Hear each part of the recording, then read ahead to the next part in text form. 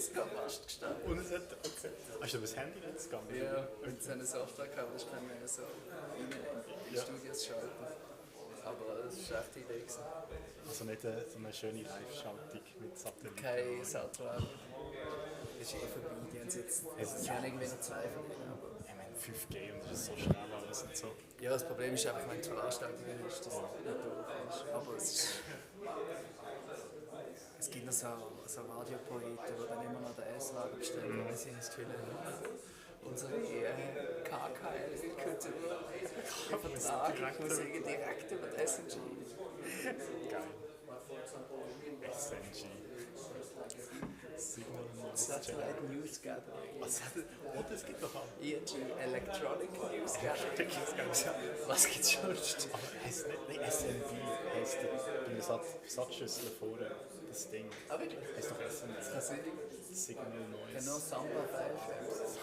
Kann ich auch, ja. Samba 5. Aber immer so, wenn ich irgendwo bin und dann ist so eine SMB. Ja, Samba ist wirklich ganz schlimm. Sollen wir uns kurz vorstellen? Oder? Ja, kurz. Sag einfach, ich bin Jan. Ja, Nuxt. Die Lehrer sind Applikationsentwickler. Blökkli gemacht. Ja, Nuxt. Als Blökkli, aber schau jetzt mal. Ah, weißt du was, das müssen wir schnell disablen. Ja, Ja, und so. Nicht, dass du Erotika über den Bildschirm gleiten. Ja, es ist Streamer offen. Du bist also living on the edge. Spotify, Messages, Bitwarden. Exposed to alles. Ah, ich bin sogar noch im VPN. Oh, ist das gut oder schlecht? Jetzt Ja. Living on the edge. Ja. Oh, jetzt habe ich wirklich viel zugemacht. So.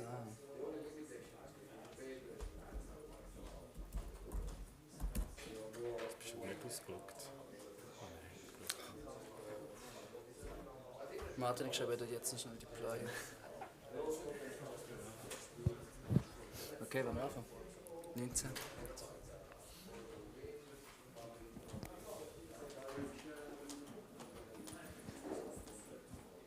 Okay, here we go. Welcome to our session. We'll present you the future of content editing, hopefully. I am Jonathan Noack. I'm working as a product owner at Leap, currently in one pretty big Drupal project. That's what you'll see later. I am Jan Hoek. I'm a front-end, back-end developer at Leap, and basically built blökkli. So I'm glad to be able to show it to you today.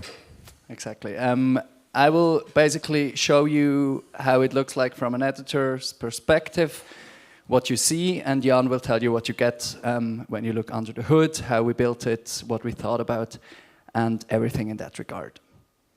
So, how does it look like? Basically, this is what blökkli looks like. It's a screen, you have your content in the middle, you see the page exactly how it looks like for the users. So, what you see here is exactly the rendered version that the users will see when they come to your page.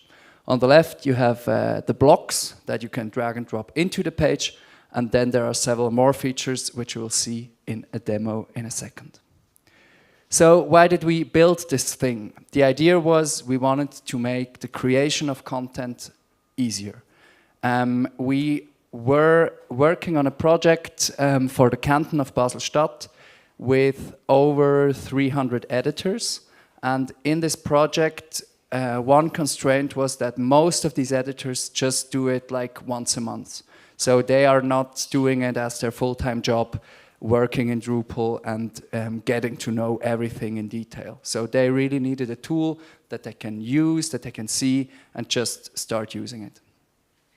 They had massive amounts of content that they needed to create. Around 20 to 30,000 pages were on the old website, and most of them will be recreated on the new website. We will import some pages, but most of the content will be created from scratch on the new website because they changed the whole structure of the website, so there was no point in doing any migration from the old system. We had a new design. We had completely different kinds of paragraphs that they are able to use. The old system was Magnolia, the new one will be Drupal, so there was not really a point in thinking about migrating anything from the old system. What we try to do is provide them an instant preview. That's what you see in blökkli. You see every time how it looks like. We try to give them some sane defaults that help them not to think too much about how it should look like. You'll see that in a second. And we gave them a minimal set of options. So they have some options that they can use to change the styling, but still the overall look should be somewhat agreeable for everyone. So we don't allow them to change the font size and the color and whatever. We just give them a set of options that they can use, so they stick to the brand more or less. We looked at some existing solutions. I'll not go into details. Of course, you all know the layout builder from Drupal, and that was not really feasible because we needed some features that the paragraphs offer. We also took a look at Gutenberg, but decided not to use Gutenberg for this project. We had some goals that we had. Most of them, Jan can give you more insights, but we tried to give them a really WYSIWYG editor. That was basically the main thing. We tried to stick as much as possible or everywhere to the separation of data and the appearance. We're working in a fully headless setup here using Nuxt and Vue in the front end and the GraphQL API that John described in his talk before. We tried to use as much existing functionality from Drupal wherever possible, so we didn't really invent like a new kind of data structure in Drupal. And we tried, or we actually achieved that it works with any entity type that we use in Drupal. So let me give you a quick demo of how the whole thing works. Some of you were in the session yesterday, so you actually touched it already. I prepared a little page on this new website. Please don't take too many pictures and share them on Instagram because this is not live yet. So when I open the blökkli editor, I see this page. When I open it for the first time, I get an invitation to see a tour of the features of blökkli. This was actually a real game changer for the editors because they get to use this new tool. Initially, they are quite skeptical of, whoa, what is this? How can I use it? And here they get like a step-by-step introduction to how blökkli works. So they see, here I can see the responsive preview. Here can I see a new window with the preview. Then we have this feature, and this feature, and this feature. So they can get through it. It doesn't take too long, but they get the whole idea of the editor. So let's talk about features. We have the WYSIWYG part. You see, you can see the content, whatever it looks like. We have a responsive preview of the whole content that will update live. So when you change something here, it's also updating here. If I want to add a new title, for example, I can just drag this component into the page. Then there opens the edit field. I can say, this is a title. I can save it, and I instantly see it in the content of the page. I can also choose if I want to have it in the table of contents up here. So I can disable it, and it instantly disappears here. If I want to place it in another place in the page, I can just drag and drop it to wherever I want. So this is quite intuitively usable for new users. I can, of course, change the text to whatever I want. And I can also transition this title to a normal text if I want. Of course, it goes the other way around if I want to change a text to a title. When editing text, we have the CK editor here, so I have all the features I know from CK, and I can also use it however I want. Then there are a few options to create content faster. So we all know that when I add an image in the traditional paragraphs, I upload it to the media library, then I enter it. Of course, we can do that here. I can put an image here, then I can select it, I can upload it. You all know the game. But we can also just drag and drop the image into the page from the local computer. So for example, let's find a picture that is not too embarrassing. Here we have some marketing material.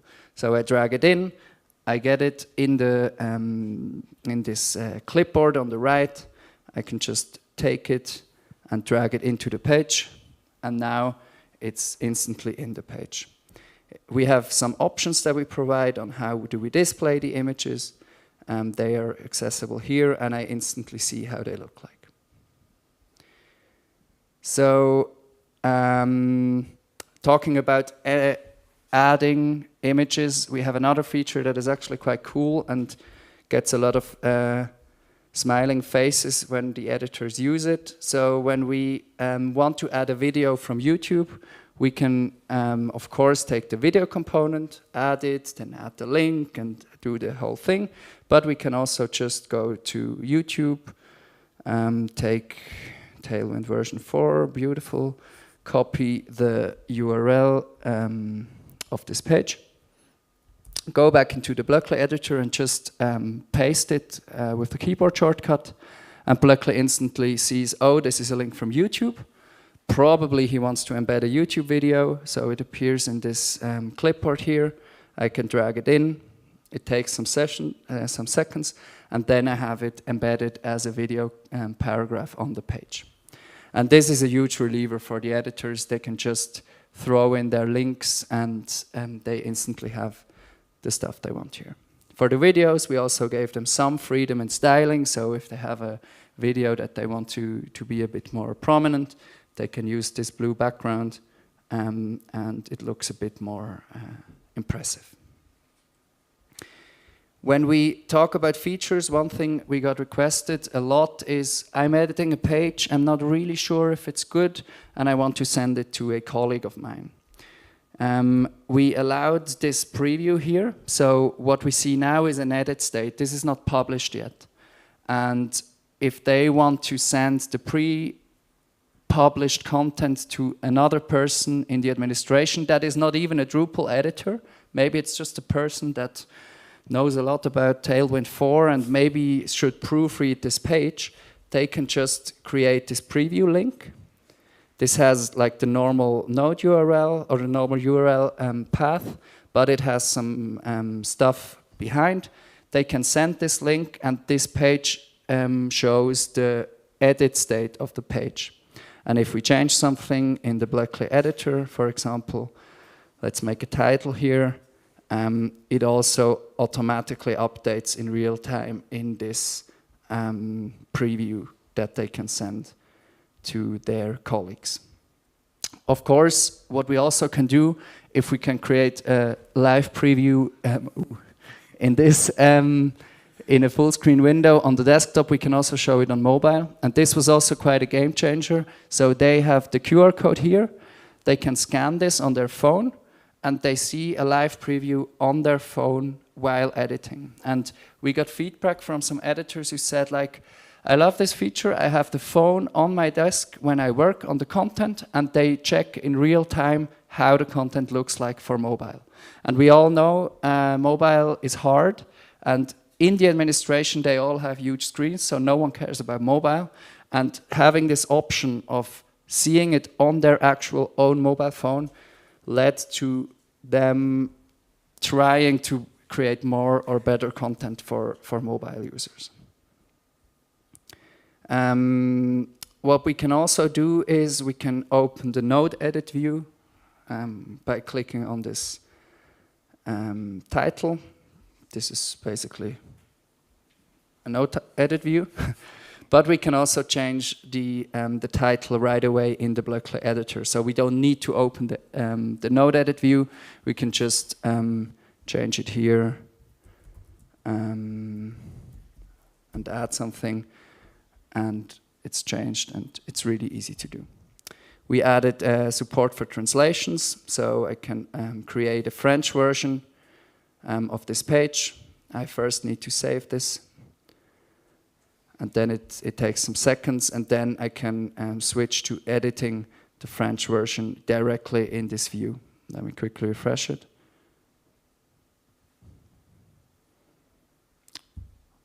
Or maybe we fixed the bug after the presentation. Yes. I don't know, yesterday it was working. Yeah, usually it works.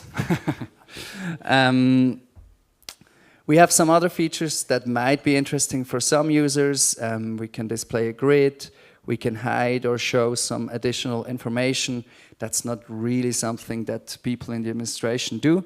Something that is actually quite nice for power users, we enabled the Command K shortcut. So we have this command option where you can do basically everything-ish with just your keyboard. Everything.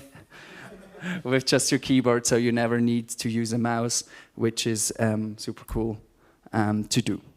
One thing that is really powerful, and that's something we added during the project, and that gave us another boost, is the search function.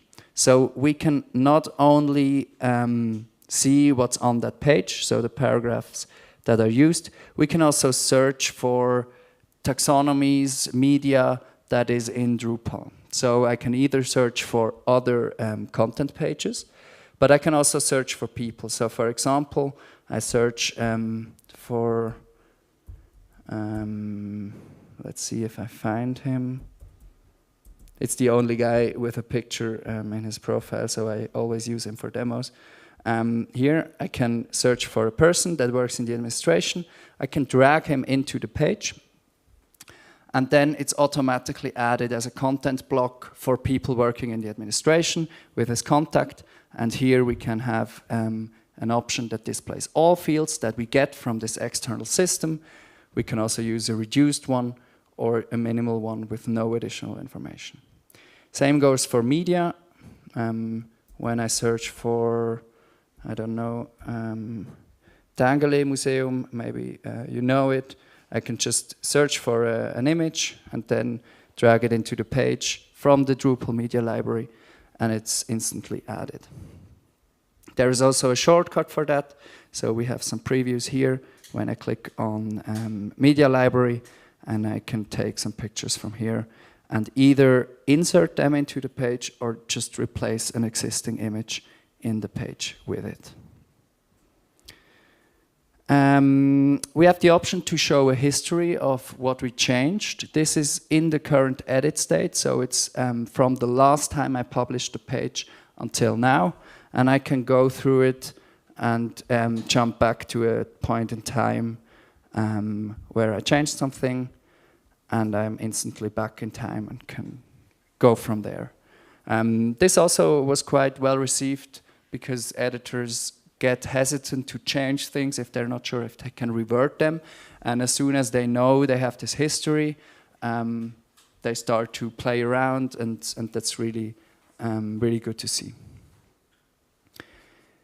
We also have this overview where we see the whole structure from, like for a small page like this is not really a big deal, but for large pages, this is really useful.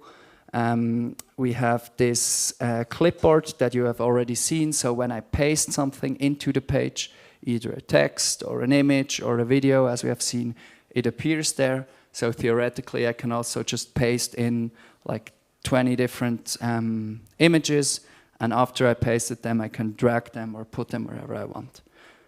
So it's really like it feels like a clipboard. Of course, we're not listening to the clipboard on the machine all the time. But if you get used to it, it's really, really useful. We also added comments. So one requirement was they need to be able to write something, add a comment to it, and then maybe send it to someone else for editing or proofreading. or they put comments for themselves. So I can, here we have some text, I can add a comment and say, this should be better. And I can save it. And then I can do whatever I want, go outside, have some fondue, and when I come back, or if Jan comes back and starts editing the page, he sees that there is this yellow one.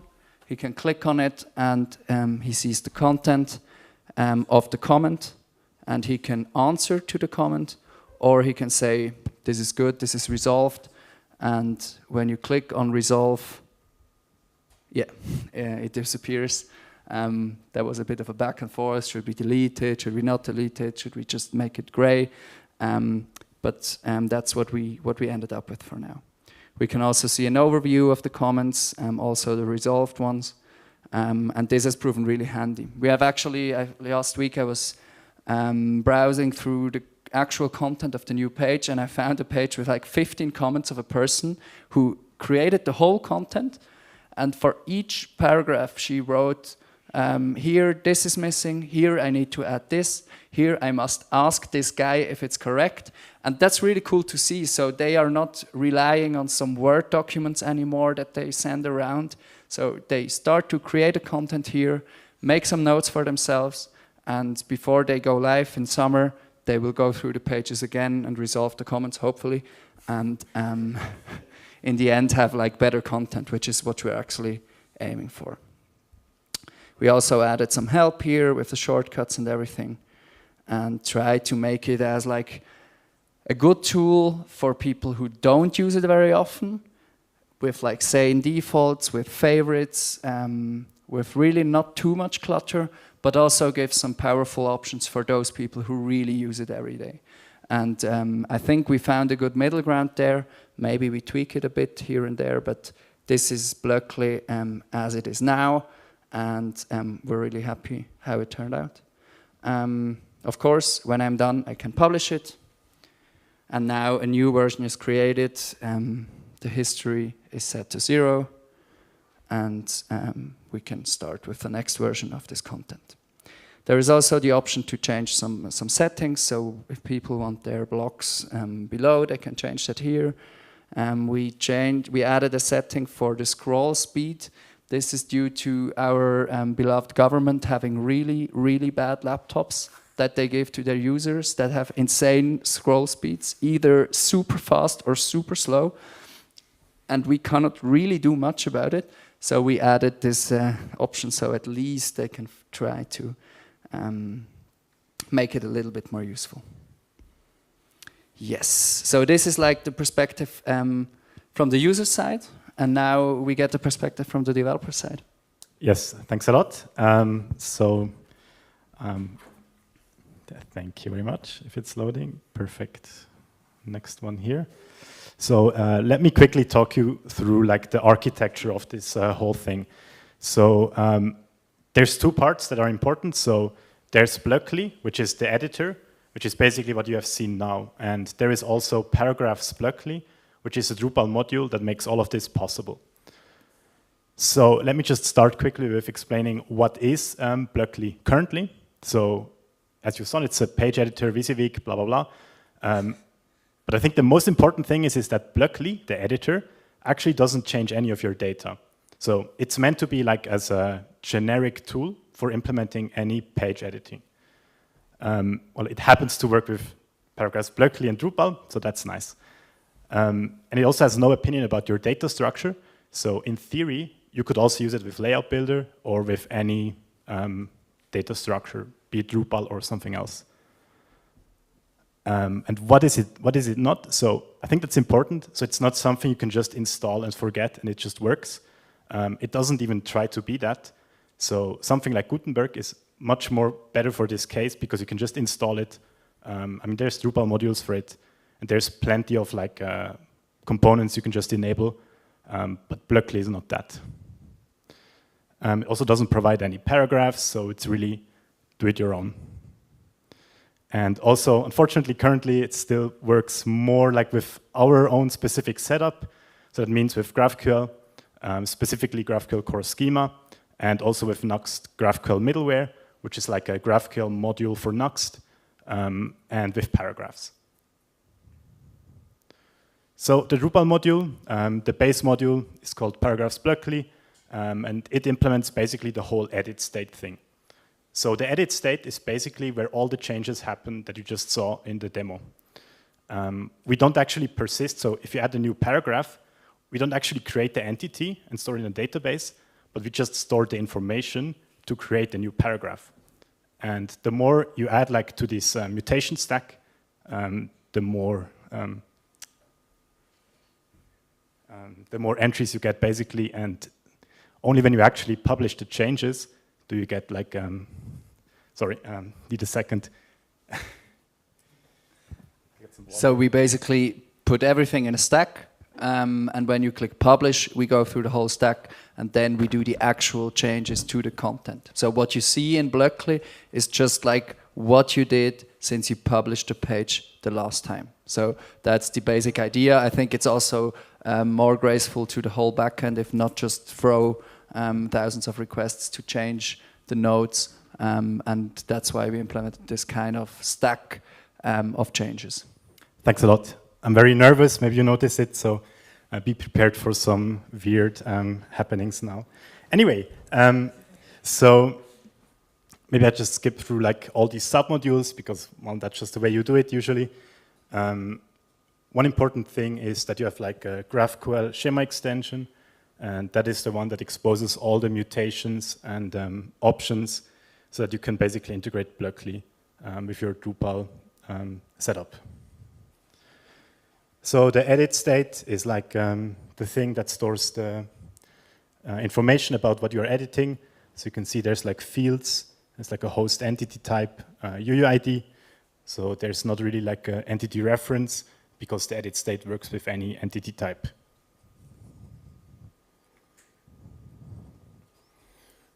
So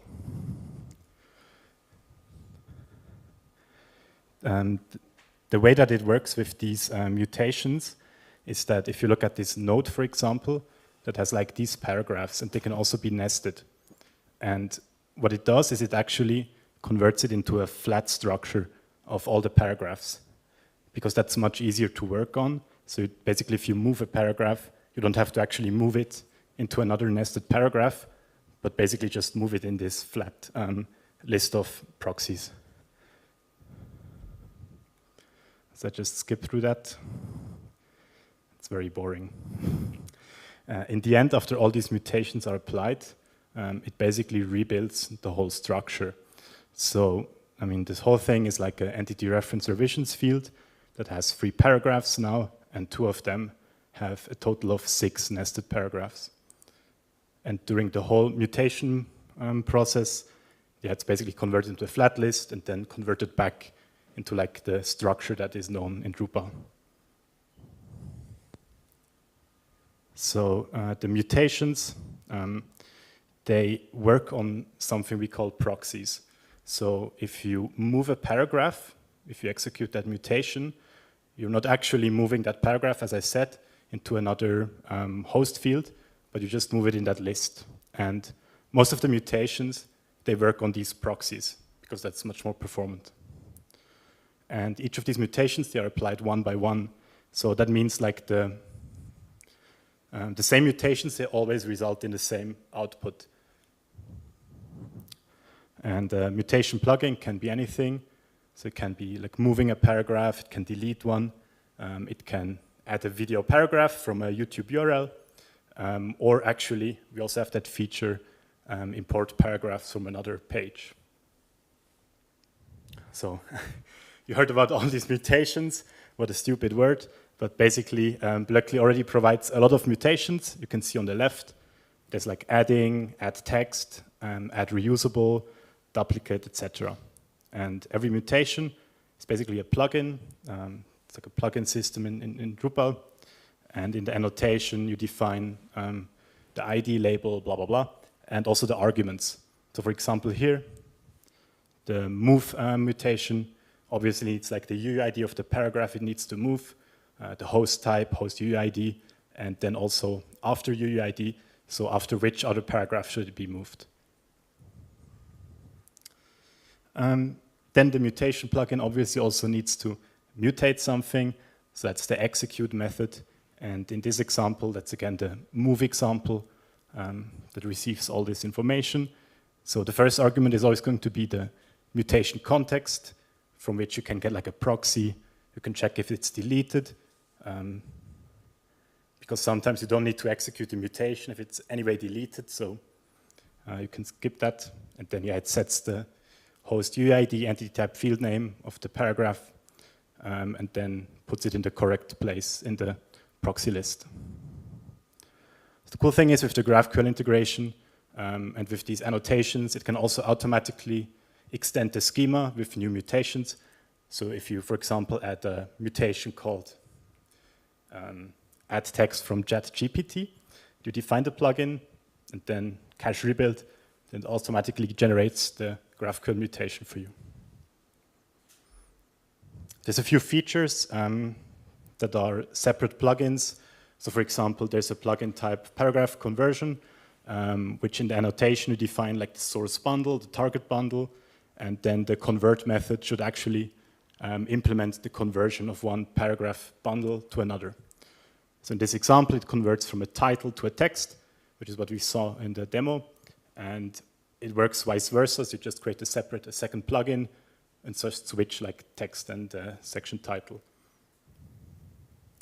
A bit more sophisticated is a plugin type called transforms, and they can apply to one or more paragraphs. So this example, merge text, what it does is it expects at least 2 paragraphs of bundled text, and the target bundle says like what possible bundles could be created from this plugin. And this one basically just does, you can see it on the left, you can select 2 or more text paragraphs, and then the code just merges all the text fields into one, so you actually end up with 1 paragraph. All right, so a bit about the architecture of what this works. So how this works, so the user clicks on merge texts. What happens is blökkli, the editor, calls the apply transform plugin method of your adapter, and that one actually does the GraphQL request.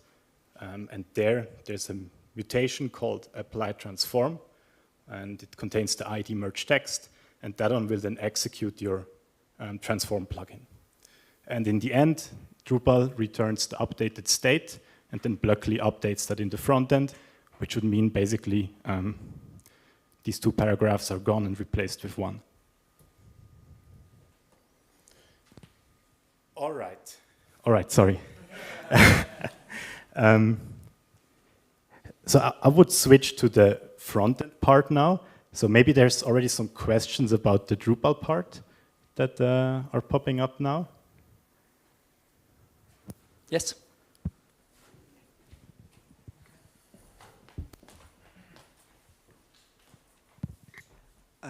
The reply that you just explained, so it's replying the whole paragraph structure?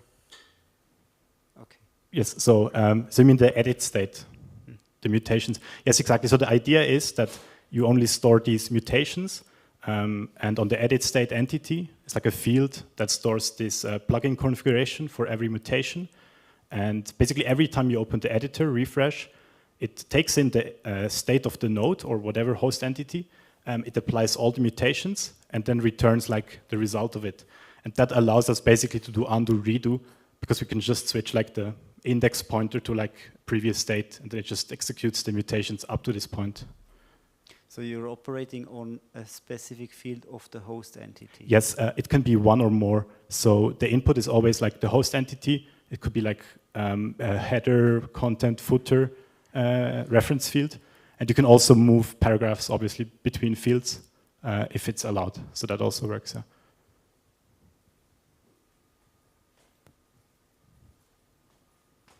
All right. Then I will continue with the front-end part. So currently, the front-end part is a single NPM package, which I'm still struggling to get that nice namespace, blökkli. So there's an NPM issue pending to get that. Anyway, until then, it's released under blökkli -beta, which is a bit boring. So this npm package is a Nuxt module. So it implements the whole editor as you see it, and also the entire, let's say, developer experience, because these things don't render themselves. It was important for me to have like no CSS leaking, because nothing I hate more than using a library and then it basically borks your CSS, and then that was the requirement, so it doesn't leak anything. Promise. It exposes 3 components. So the first one is the blökkli provider. So that's like the view component that wraps your host entity, basically. We'll get to that later. The second component is blökkli field, which basically corresponds to a entity reference relations field in Drupal. And the third component, which is under the hood, so you don't interact with it, but it's basically the one that will render your correct paragraph component. There's like a composable called define blökkli, and with that you actually define which view component you want to use to render, for example, the title paragraph.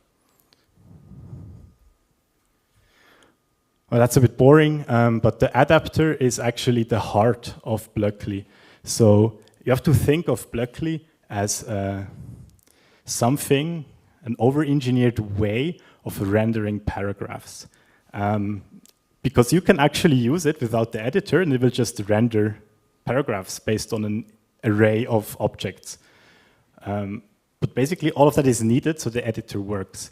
And the goal was to make it agnostic of any backend, of any whatever. So that's why actually implementing the functionality, the backend calls, is done via this adapter. And obviously, there is already an adapter that makes it work with Paragraphs blökkli Drupal module. So yeah, I mean, we talked about it. So the example of moving a paragraph, this is basically what happens. I guess it's also important to note that the front end, so your front end app, has no knowledge about which bundles are allowed in a field, for example, because blökkli will just load that information when the editor starts. So it knows, aha, okay, this field, field paragraphs footer, basically only the bundle text is allowed, for example. So that keeps the front end basically unaware of all the specifics in Drupal. The front end just says, okay, this is this field with this name, basically. And also important, you can have actually a minimal working example, because not all adapter methods, there's like 50, need to be implemented. So if you don't implement duplicate blocks, then the editor will just not show the duplicate button. So yeah, that's the minimal example. You can also find it in the repository. That's all you need to render a list of paragraphs. At the top, you can see the provider. So it expects 3 props, which is the entity type, entity bundle, and UUID. The blökkli field expects an array of blocks and paragraphs, whatever, and also the name of the field.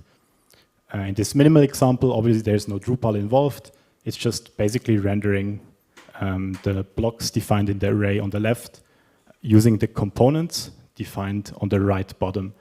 So you can see define blökkli, you define the bundle it is, and then blökkli automatically will make sure that this array on the left will render all these paragraphs the right way.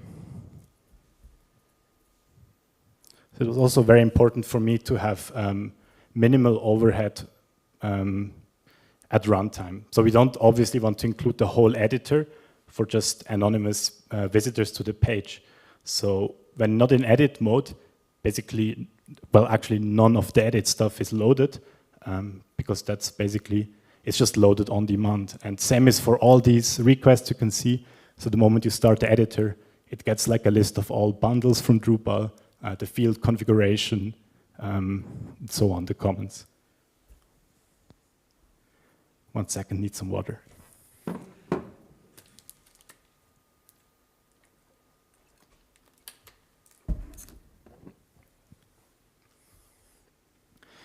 All right.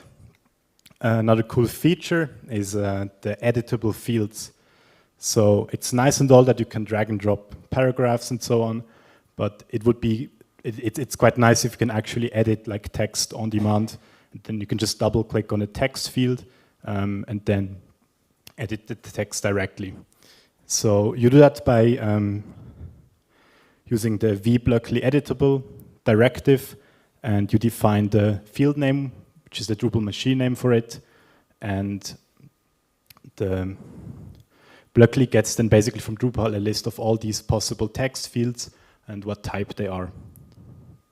So blökkli knows that field body on this specific paragraph or entity is a rich text field. So what it does, it gets a bit ugly now, but it basically renders CK editor from Drupal in an iframe, because I'm not going to re-implement all the CK editor stuff in blökkli.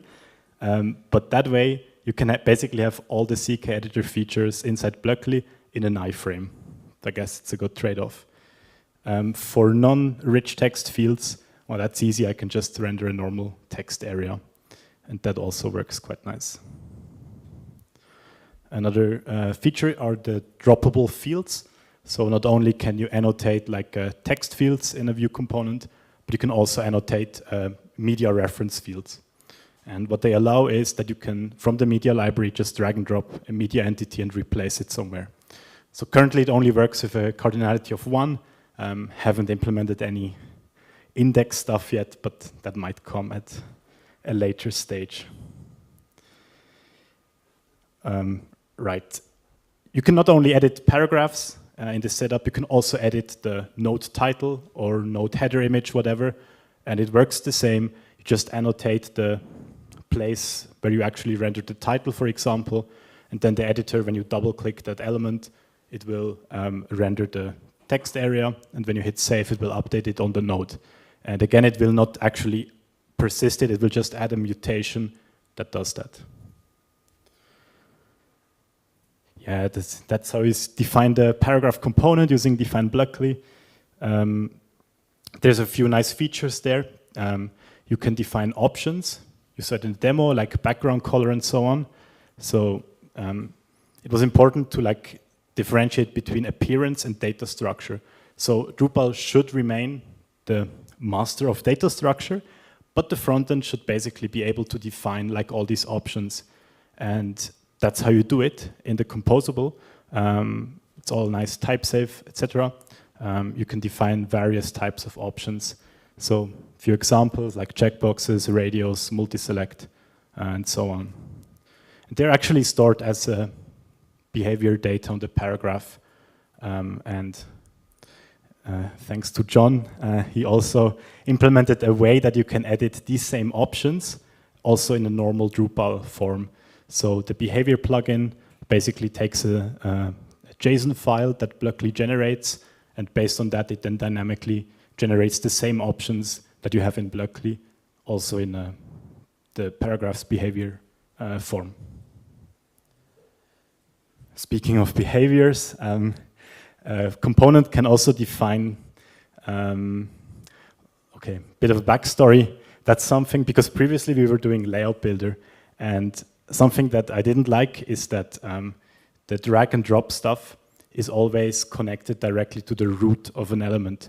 And a good example is like a button that you can just place like in a top level field of a node.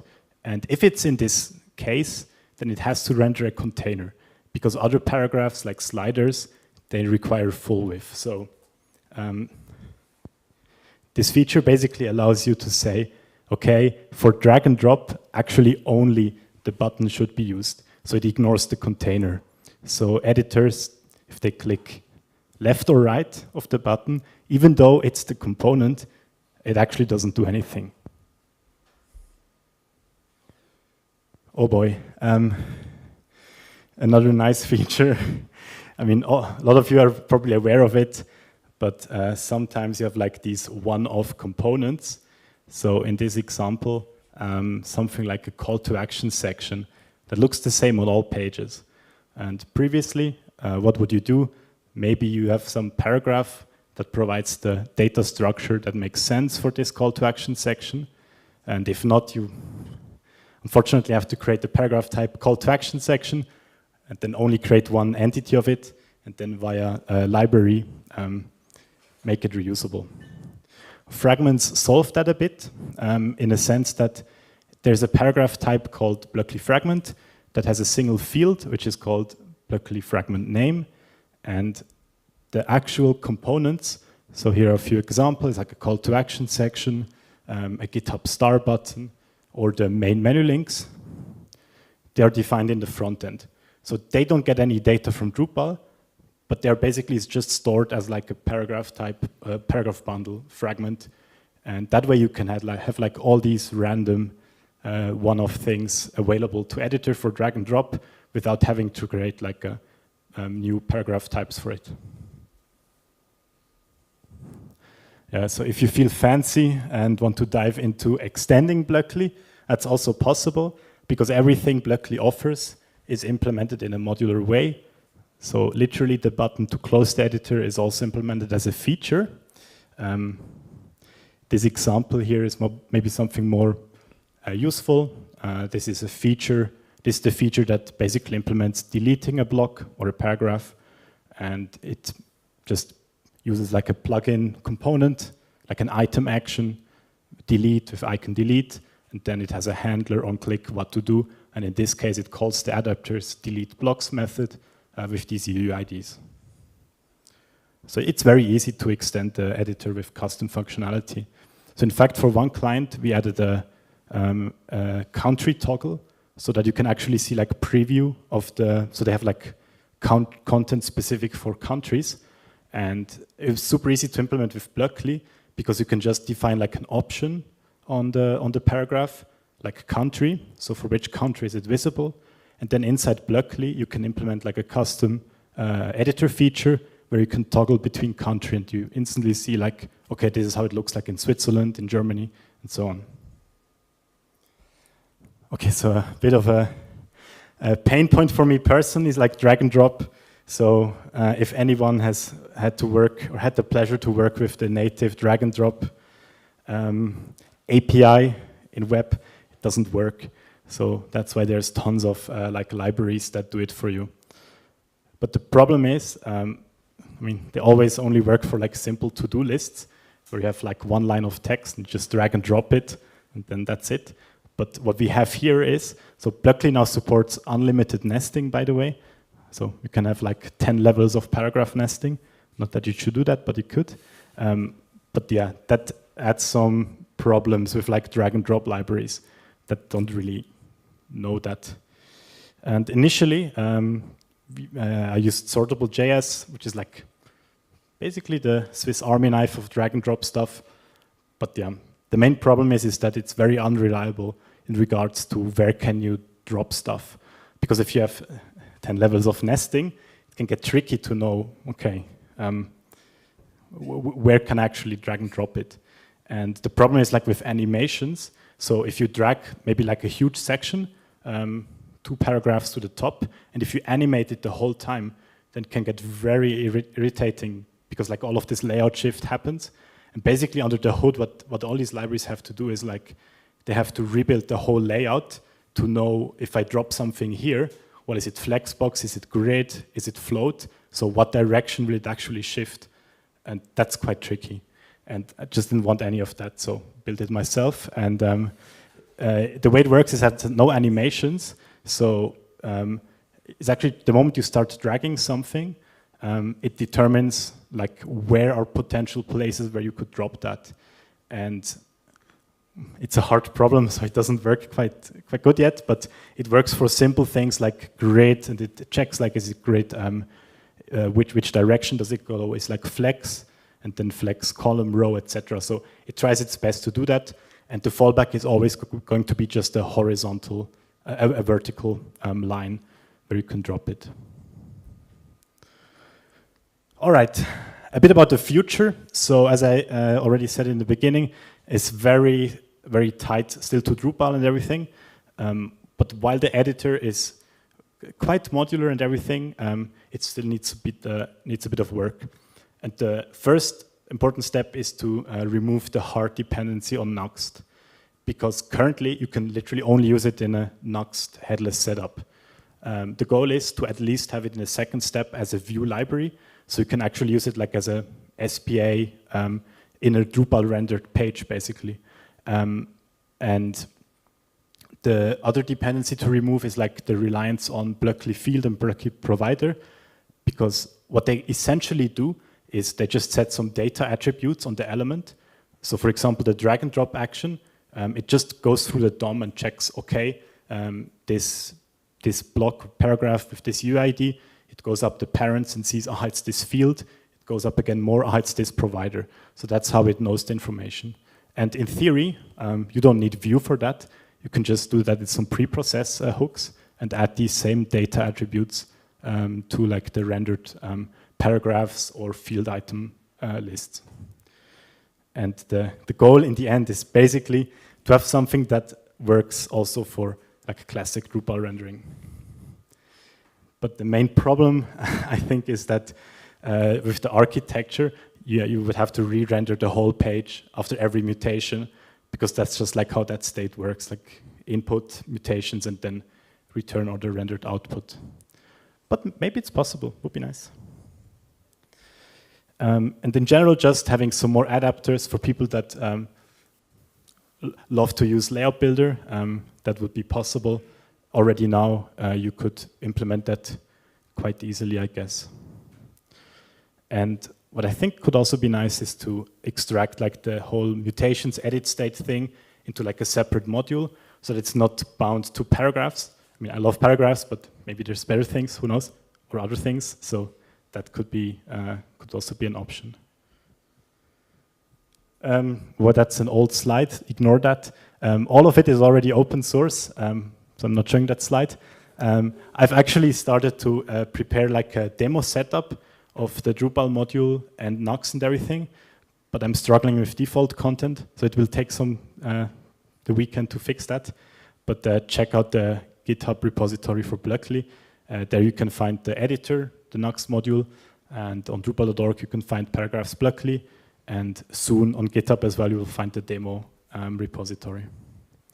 Thank you very much. You can also go to blog.li, and there you can actually edit the page, so you can like see how it feels like if you would edit that page.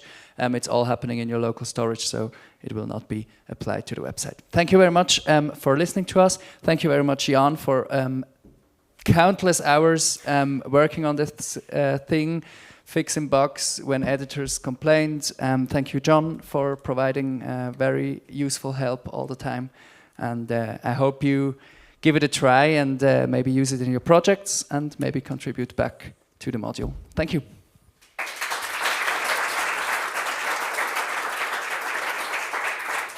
Do we still have time for questions? We don't have time for questions, but Okay. talk here. Yeah. Don't forget about fondue later. So. Yes, we'll be at the fondue, so you can ask us questions there. All right, I think that's the next point on our schedule is the fondue. So. It's a masterpiece.